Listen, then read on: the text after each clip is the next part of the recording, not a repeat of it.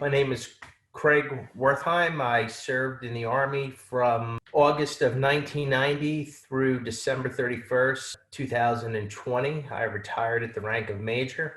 Where'd you grow up? Originally, I was born in Queens, New York, and when I was around 5, we moved from Queens to Suffern, New York, and then graduated in Suffern High School, then went on to Ramapo College. A friend of mine was doing ROTC at Seton Hall, and he convinced me to go to what's called basic camp at the time, going into my sophomore year.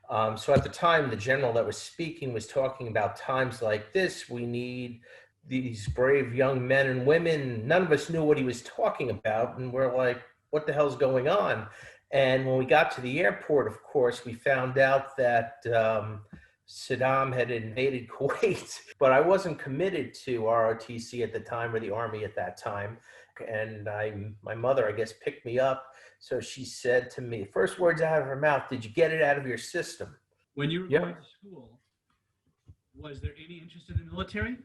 Aside from running around in the woods and watching movies, not really. You know, it was more out of a sense of everyone should give something back. That need to give back. Where's that from? Well, my parents were active in, in our shul, and they always volunteered for different things in the community. The call to adventure was really more about the responsibility to serve, but there was also this challenge of, knowing where the times we're in. Do I really want to be doing this? Right. And then there was a decision that it's important to serve. I had a contract to go into the reserves.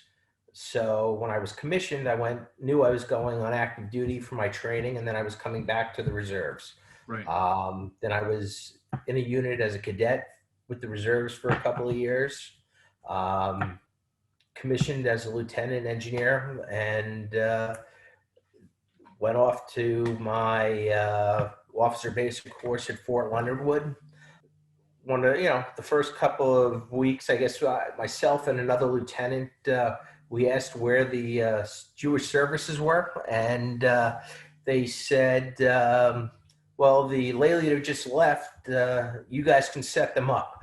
And so we ended up being the lay leaders at Fort Leonard Wood for the 4 months or so that we were there. And all of a sudden, we had all these privates that were going through basic training showing up on Friday nights, and which we were totally unprepared for. And they came for services every other week. We'd have services, and I don't know what they thought, but we were the closest thing to a rabbi that was there. Any stories about Rosh Hashanah, Yom Kippur, Sukkot, Simchas Torah? So we did what we could do at the time. Did you do any sermons?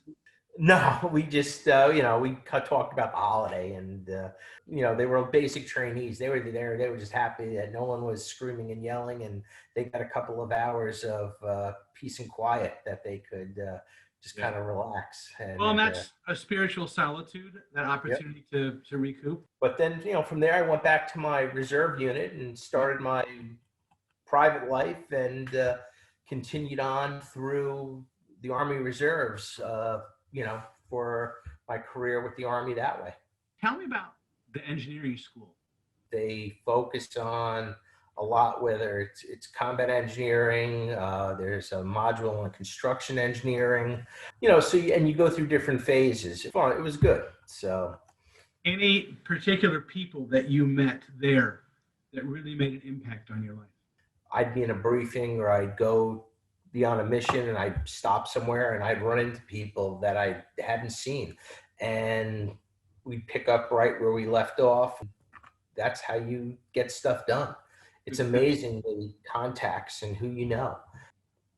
When did you, in a sense, well, you'll use the term cross the threshold. When did this stuff become real?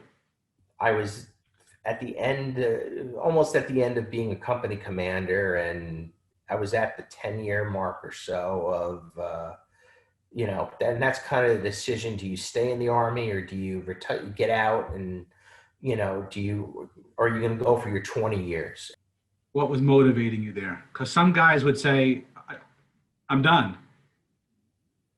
Well, that's why I was in the army. Our country was attacked.